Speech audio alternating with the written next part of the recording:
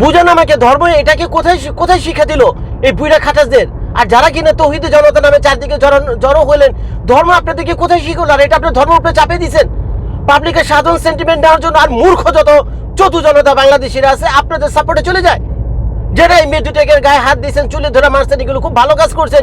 Islamic শরিয়া মোতাবেক এটা হারাম, চা খাবে কেন, চুল খাবে কেন? আর ইসলামিক শরিয়া যদি হারাম হয়ে থাকে, এর চেয়ে কঠিন কঠিন হারাম ছিল যে ঘুষ খাওয়া হারাম ছিল, বাংলাদেশের নারী নেতৃত্ব হারাম ছিল। বেটা পার জানা গিয়া যা, সেখানে শেখ হাসিনা চুলে ধরে মারতে গেলে যা, বেটা যা, সাহস থাকলে তোমরা হারাম হালাল করতে হইছো।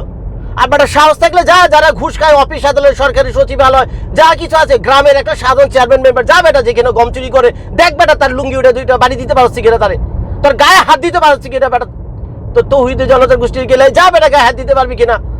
তোমরা এইসো ইসলামে তোমাদেরকে এগুলো নিষেধ করছে। ইসলামে যদি এটা নিষেধ করে থাকে, এই সাথে হাজার হাজার জিনিস নিষেধ করছে, ওইটা তো ফেলাইতে পারো না তোমরা।